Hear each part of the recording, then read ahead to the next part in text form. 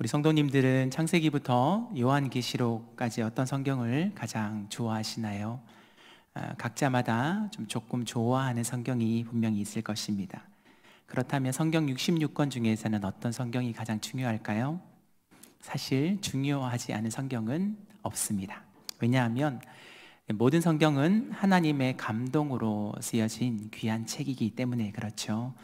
때로는 우리를 교훈하고 책망하고 바르게 하고 의로 교육하며 온전한 하나님의 사람으로 모든 선한 일을 행할 능력을 갖추도록 도와주는 것이 바로 성경이기 때문에 그렇습니다.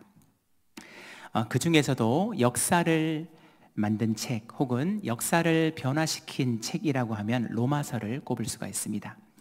로마서를 통하여서 우리가 잘 알고 있는 성 어거스틴이요 회심을 경험하기도 했고, 마틴 루터의 종교개혁의 운동이 이 로마서에서 시작되었죠. 그리고 18세기 감리교회의 창시자 요한 웨슬레의 영적 쇄신 운동도 바로 이 로마서에서 시작되었습니다. 그만큼 보석과 같은 내용을 담고 있는 성경이 로마서임을 알 수가 있죠.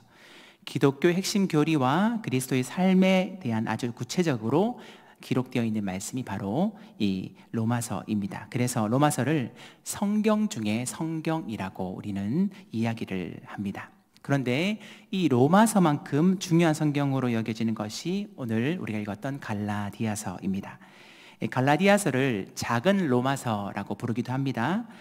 왜냐하면 이 형태가 굉장히 비슷하기 때문에 그렇습니다. 기독교의 신앙의 핵심과 구원의 과정에 대한 상세한 가르침을 담고 있죠. 그래서 갈라디아서 1장부터 4장까지는 기독교 교리에 대해서 기록되어져 있고, 5장에서 6장까지는 그러한 기독교 교리를 알고 있는 자들이 어떠한 삶을 살아야 되는가, 이것을 기록을 하고 있습니다. 종교개혁자 마틴 루터는요, 나의 애인은 갈라디아서다, 이렇게 말하기도 했습니다. 나는 이 책과 결혼했다라고 표현할 만큼 갈라디아서를 사랑했고, 이것이 바로 마틴 루터의 종교개혁의 불씨가 되었다는 것이죠. 어떤 신학자는 이 갈라디아서를 향하여서 사도 바울의 천둥과 같은 복음서다라는 표현을 하기도 했습니다. 그럼 이 갈라디아서를 보내는 이와 받는 이가 과연 누구일까요? 본문 2절 말씀인데요, 우리 다 함께 읽어보도록 하겠습니다. 2절입니다. 시작.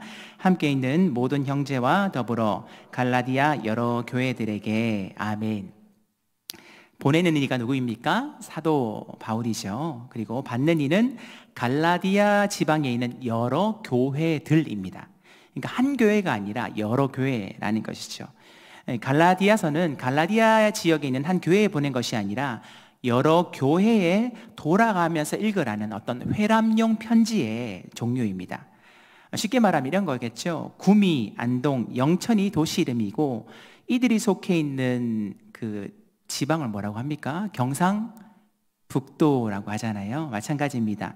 이 갈라디아라는 이 경상북도 안에는요, 비시디아 안디옥, 또 이고니온, 루스트라, 더베란 도시가 이 갈라디아 지역에 안에 있었다는 것이죠. 지금으로 말하면 터키 중부 지역을 가리킵니다. 우리 지도 한번 볼까요? 네, 지도 잘 보이시나요? 사도 바울의 1차 전도행이 화살표 위주로 진행되어지는데 갈라디아 지역이 굉장히 넓죠. 저기 안에 도시에서 어떤 도시가 있었다고요?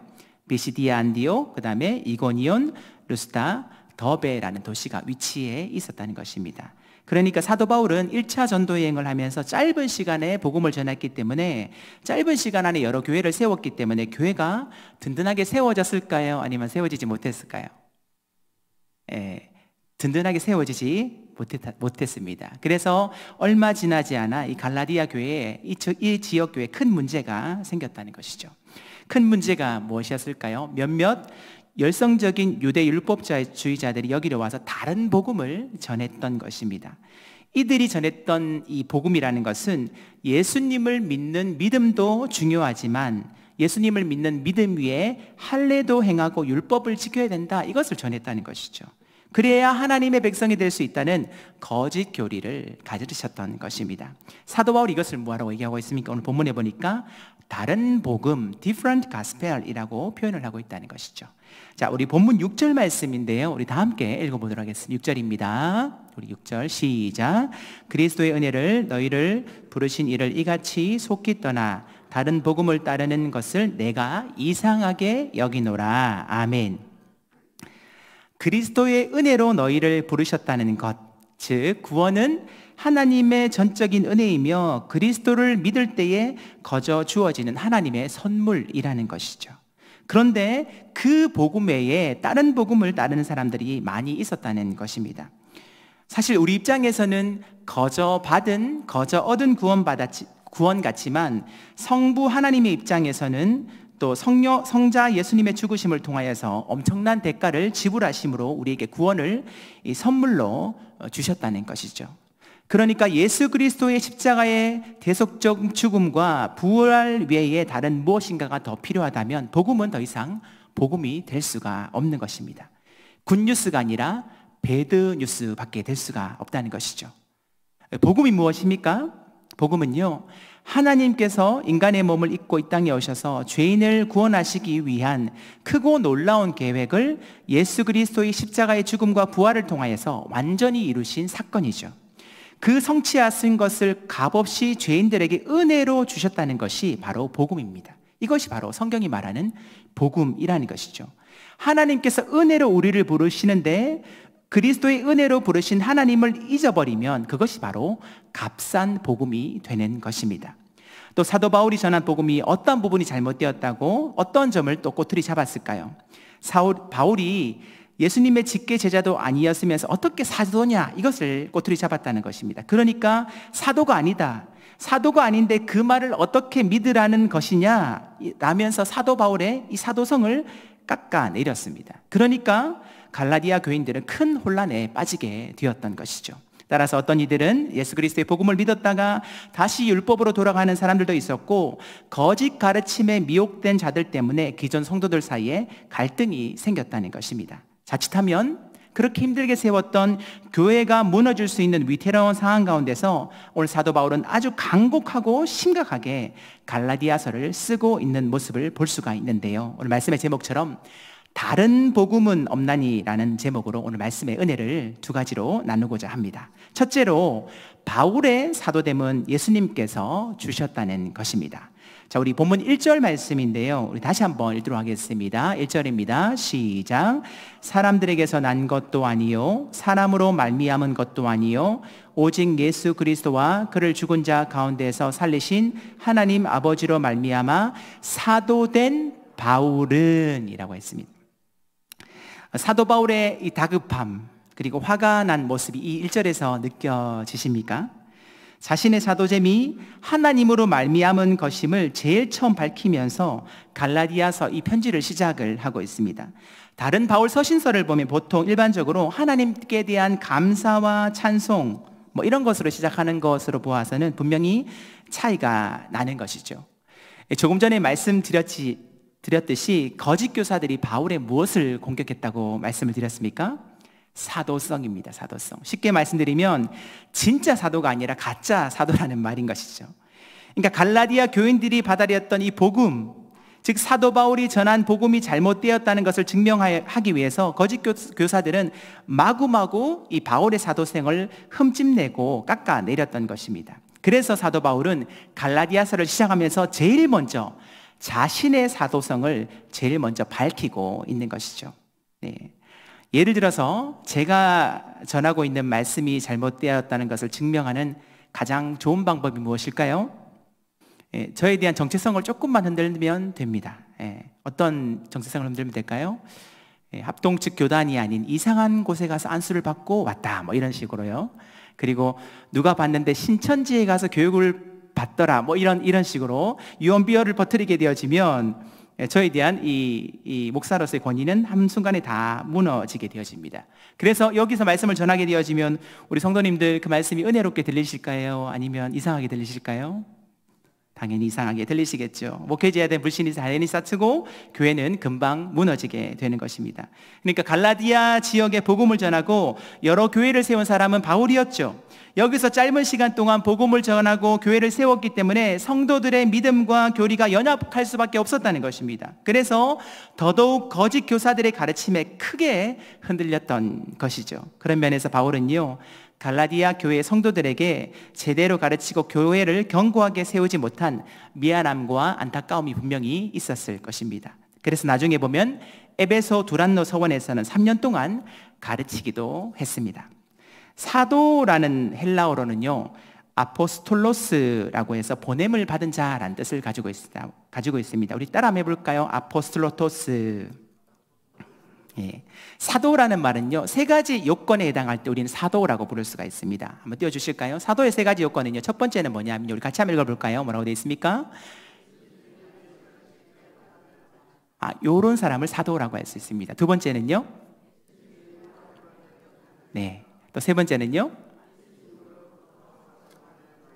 이런 사람, 이 세 가지 요건이 충족될 때 사도라고 표현을 할 수 있다는 것이죠. 그런데 이 사도 바울은요, 이 세 가지 요건에 해당되지 않았습니다. 바울은 3년이라는 공생의 기간 동안 예수님의 가르침을 직접 받거나 부활을 목격하지도 못했고 직접 파송을 받지도 못했다는 것이죠. 거짓 교사들은 이것을 공격했습니다. 그렇기 때문에 지금 시대에도 자신을 사도라고 하는 이상한 사람들 종종 발견하게 되어지는데요, 절대로 속지 마시기 바랍니다.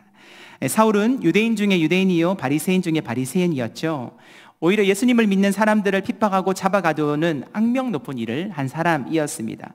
얼마나 악명 높고 잔인했으면 사도행전 8장 3절에 사울이 교회를 잔멸할세라는 그런 문장이 나오지 않습니까? 이 잔멸이라는 표현은요, 맹수가 먹이를 물어 흔드는 것처럼 아주 잔인한 모습을 가리킬 때 잔멸이라는 표현을 씁니다. 사도 바울이 그만큼 잔인하게 예수 믿는 사람들을 핍박을 했다는 것이죠. 하지만 어떻게 되었습니까? 예수쟁이를 잡으러 다메섹 도상으로 가는 중에 놀라운 일이 일어났죠. 사울아, 사울아, 내가 어찌하여 나를 박해하느냐 하면서 빛 대신 예수님께서 그를 주목하시고 찾아오셔서 놀랍도록 그를 완전하게 만나 주셨던 것입니다. 그래서 사울의 인생이 완전히 꼬꾸라지게 되었던 것이죠. 여기서 그렇게 볼 수 있습니다. 빛으로 오신 부활하시는 예수님을 사도 바울이 만났다는 것, 그렇죠?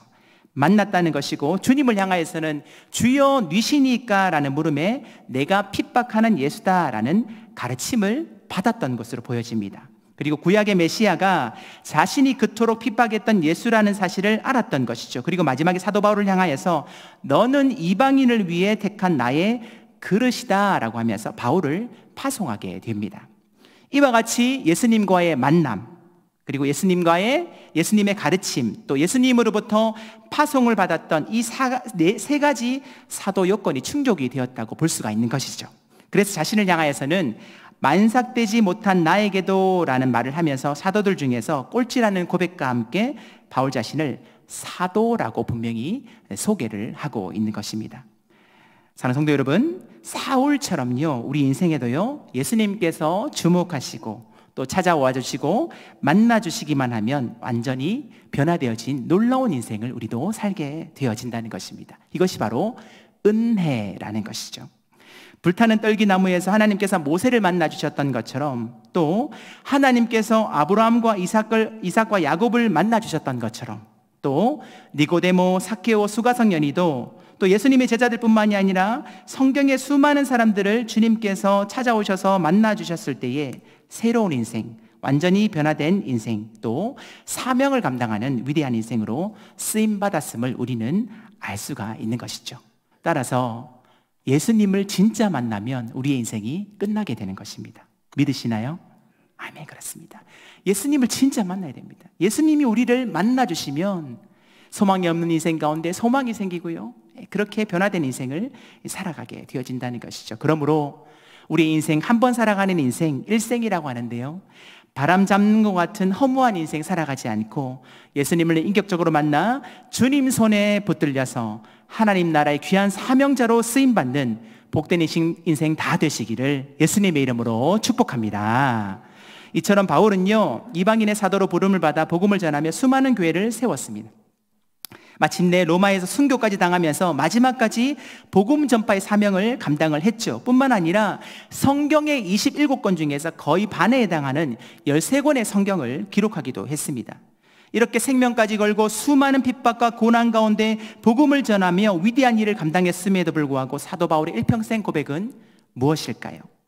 고린전서 15장 9절에서 10절까지 말씀에 이렇게 사도 바울은 고백을 하고 있습니다. 우리 다 같이 한번 읽어볼까요? 시작.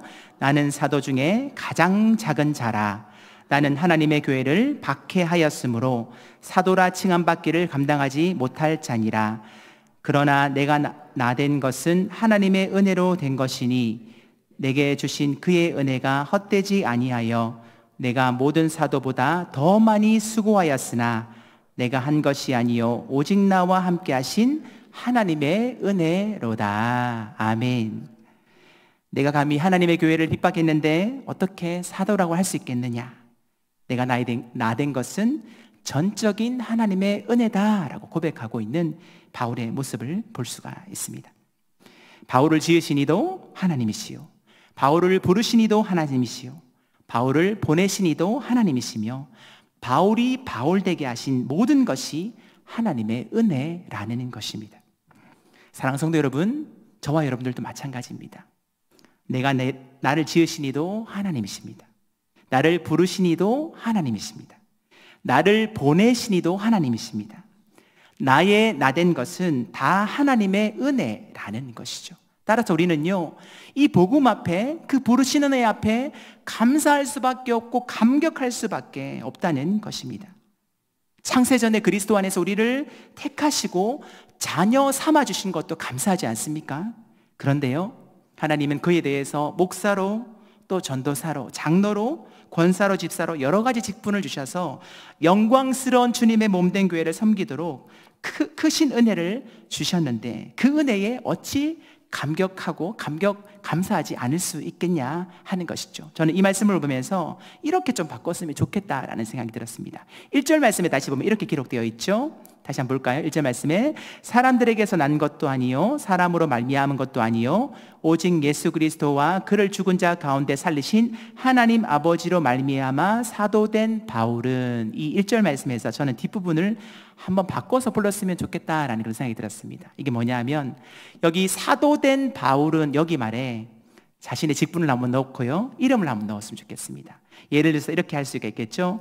저 같은 경우는 사람들에게서 난 것도 아니요 사람들로 말미암은 것도 아니요 오직 예수 그리스도와 그를 죽은 자 가운데 살리신 하나님 아버지로 말미암아 목사가 된 박세호는, 이렇게 한번 바꿔봤으면 좋겠습니다. 우리 장로님들, 권사님들, 집사님들 다 계시죠? 한번 이름을 바꿔서 이 말씀을 가지고 사도된 바울 앞에 직분을 놓고 이름을 넣어서 한번 같이 한번 읽어봤으면 좋겠습니다. 시작.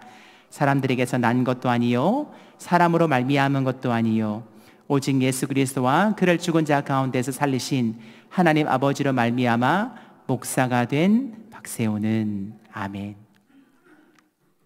어떻게 감격이 되십니까? 저는 목사 안수를 받을 때 눈물이 그렇게 쏟아진다고 하던데요, 저는 목사 안수 받을 때가 아니라 강도사 인허를 받을 때 굉장히 많이 울었습니다. 찬송가를 부르는데 굉장히 눈물이 많이 났습니다. 그래서 아내가 옆에 있는데 볼까봐 부끄러워서 눈물을 훔쳤던 기억이 납니다. 그 찬송이 어떤 찬송이었냐면 찬송가 320장이었습니다. 나의 죄를 정케하사 주의 일꾼 삼으신 구세주의 넓은 사랑 한송 찬송합니다. 나를 일꾼 삼으신 주 크신 능력 주시고 언제든지 주 뜻대로 사용하여 주옵소서. 이 찬송을 부르는데 그렇게 눈물이 펑펑 쏟아지더라고요. 사실 자신이 자신의 모습을 제일 잘 알지 않습니까? 정말 죄 덩어리고 악하고 더럽고 추악하고 지옥 가야 마땅한 저를 하나님께서 은혜 주셔서 하나님의 자녀 삼아주신 것도 감사한데 감히 하나님의 말씀을 전하는 종으로 세워주시니 얼마나 감사하고 감격이 되는지 흐르는 눈물을 주체할 수가 없었습니다. 우리 성도님들도 마찬가지일 것입니다. 죄 허물로 죽었던 우리를 전적인 하나님의 은혜로 구원하시고 하나님의 자녀 삼아주셔서 영원한 생명을 주신 것도 감사한데 그에 대해 귀한 직분을 주시고 주님의 일꾼 삼아주셔서 영광스러운 주님의 몸된 교회를 섬기게 해주신 그 은혜와 사랑을 어찌다 말로 표현할 수 있겠습니까? 그러므로 바울의 사도된 것이 전적인 하나님의 은혜라고 고백했던 것처럼 하나님의 자녀 삼아주시고 직분을 맡겨주셔서 주님의 몸된 교회를 섬기게 해주신 크신 은혜와 사랑에 날마다 감사하고 감격하는 저와 여러분들 다 되시기를 예수님의 이름으로 축복합니다. 둘째로 예수 그리스도 외에 다른 복음은 없다는 것입니다. 자, 본문 6절 말씀인데요. 우리 다 함께 읽도록 하겠습니다. 6절입니다. 시작. 그리스도의 은혜로 너희를 부르신 이를 이같이 속기 떠나 다른 복음을 따르는 것을 내가 이상하게 여기노라. 아멘. 바울은 일반적인 서신서를 보면 보통은 편지를 받는 독자들을 향하여서 감사와 중보 기도로 시작을 합니다. 그런데 갈라디아서는 내가 이상하게 여긴다라고 시작하는 것으로 보아 교회 상황이 아주 심각했음을 알 수가 있는 것이죠. 그러니까 갈라디아 교회 성도들은 바울이 전한 복음을 처음에는요 기쁨과 감사함으로 받았어요. 성령도 체험을 했습니다. 얼마나 감사했겠어요. 그것을 갈라디아서 3장 2절에 3절까지 이렇게 기록이 되어 있습니다. 우리 같이 한번 읽어볼까요? 시작. 내가 너희에게서 다만 이것을 알려하노니 너희가 성령을 받은 것이 율법의 행위로냐 혹은 듣고 믿음으로냐, 너희가 이같이 어리석으냐, 성령으로 시작하였다가 이제는 육체로 마치겠느냐. 아멘. 갈라디아 교회 성도들이 성령을 받은 것이 율법의 행위로 받았다는 겁니까? 듣고 믿음으로 받았다는 겁니까? 듣고 믿음으로 받았다는 거지요. 그런데 바울은 성령으로 시작하였다가 이제는 육체로 마치겠느냐라는 말은 결국 다른 복음을 따랐음을 표현하는 것입니다. 성도들은 거짓을 분별하지 못하고요, 그들의 가르침에 끌려갔고 급기야 하나님과의 관계까지 위태로워졌음을 바울은 오늘 본문을 통하여서 지적을 하고 있습니다. 바울이 전한 복음이 무엇입니까? 다른 것이 아닙니다. 예수 그리스도입니다. 예수 그리스도. 예수 그리스도의 십자가의 대속적 죽음과 부활의 복음, 그것을 전했다는 것이죠. 제가 예전에 한번 말씀드렸습니다. 복음이란 표현은 유앙겔리온, 하나님께서 그의 아들 독생자 예수 그리스도를 통하여서 이 땅을 구원하시고 다스리신다는 것이 복음의 핵심이라는 것이죠. 만약 십자가의 죽으심으로만 끝났다면 우리는 한 성인을 추억하는 종교로 기독교는 끝났을 것입니다. 우리가 전하는 것도 헛것이요, 우리는 여전히 죄 가운데 있다는 것입니다. 하지만 우리 주 예수 그리스도께서는 죽음으로 끝나신 것이 아니라 장사한 지 사흘 만에 살아나셨다는 것입니다. 하나님의 아들을 무덤에서 일으키심으로써 사망 권세를 박살내셨다는 것이죠. 따라서 부활은 복음의 정점임을 우리는 알 수가 있습니다. 예수님께서 십자가에 못 박혀 피 흘려 죽으실 때에 마지막으로 하셨던 말씀, 다 이루었다, 테텔레스타이, 헬라어로 텔레오라고 하는데 이것은 완성하다, 빚을 청산하다, 완전히 지불하다 라는 그런 의미입니다. 그러니까 첫째 아담이 지불해야 될 죄값을 둘째 아담인 예수님이 완벽하게 완전하게 다 지불하셨다는 것이죠. 그렇기 때문에 우리는 더 이상 짐승의 제사, 어떠한 제사도 드릴 필요가 없게 되었습니다. 다시 말해서 예수 그리스도의 십자가의 죽음과 부활만으로 충분하고 완전함을 우리에게 말씀을 하고 있습니다. 그래서 사도 바울은 뭐라고 경고하고 있습니까? 8절 말씀인데요, 우리 다 함께 읽어보겠습니다. 시작.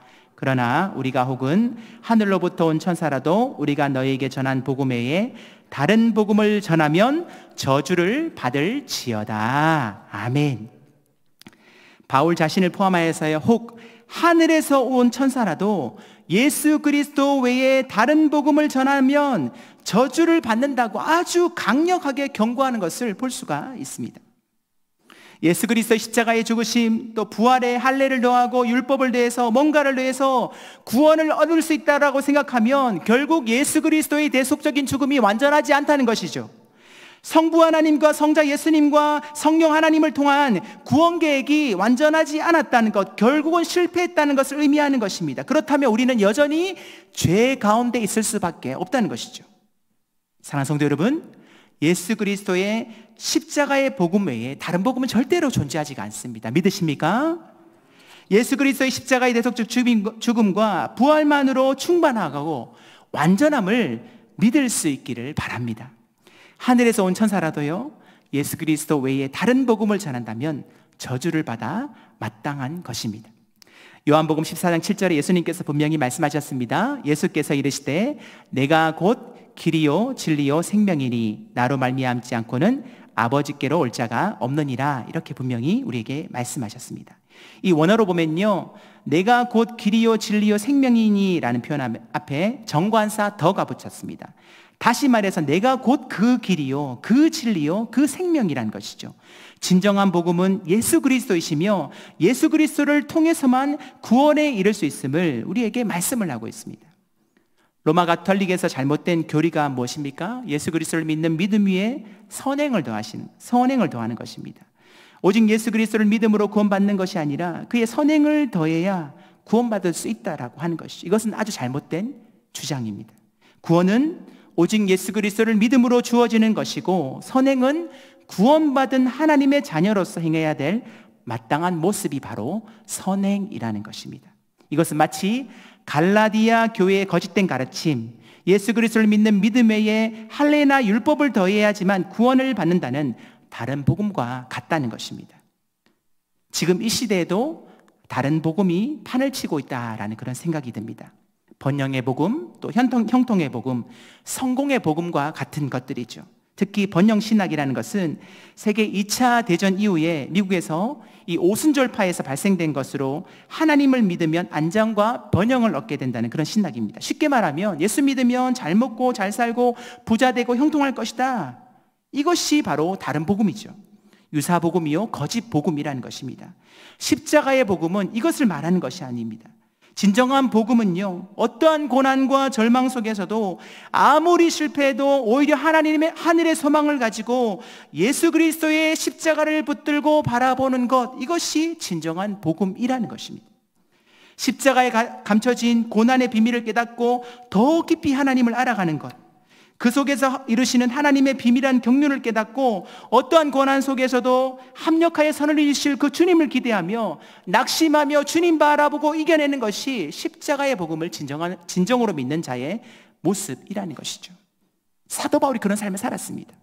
가난하든지 부하든지 상관없이 어떤 형편에서도 자족하기를 배웠노라라고 고백했던 바울. 내 주 예수 그리스도를 아는 지식이 가장 고상하기 때문에 모든 것을 배설물과 같이 여긴다고 고백했던 바울. 그가 진정으로 복음 안에 살았던 사람이라는 것입니다. 오늘 말씀을 맺겠습니다. 사도 바울은 예수님이 하나님의 뜻에 따라 이 약한 세대에서 우리를 건지시려고 자신의 몸을 드렸다고 분명히 선언합니다. 성도는 누구입니까? 예수 그리스도의 보혈의 공로를 입어봐 하나님께 속한 백성입니다. 예수님이 우리를 구하시기 위해서 자신의 몸을 희생 제물로 드리신 이를 진정으로 믿는다면 세상을 우리는 즐길 수가 없습니다. 세상을 위해 살 수도 없습니다. 사도 바울의 고백처럼 예수 외에는 다른 모든 것들을 배설물로 여길 수밖에 없다는 것입니다. 사랑하는 성도 여러분, 다시 그 십자가의 복음 앞으로 우리의 마음을, 우리의 삶을 돌이키기를 원합니다. 예수 십자가의 피 묻은 복음 앞에 다시 한번 무릎 꿇기를 원합니다. 한국교회가 다시 회복할 수 있는 방법은 십자가로 돌이키는 것입니다. 왜곡된 복음에 빠져 멸망에 이르는 어리석은 자가 되지 않기를 간절히 소망합니다. 오직 은혜, 오직 믿음, 오직 예수 그리스도, 이것을 꼭 기억했으면 좋겠습니다. 누군가가 예수면 다냐라고 물을 때에 우리가 예수면 다다라고 당당하게 외칠 수 있기를 간절히 소망합니다. 그러므로 다른 복음, 유사복음, 거짓된 복음에 속지 않고 오직 예수님의 십자가의 죽으심과 부활의 복음만으로 완전하고 충분함을 믿는, 또 주님을 묵묵히 따라가는 우리 드림교회 모든 성도님들 다 되시기를 예수님의 이름으로 축원합니다.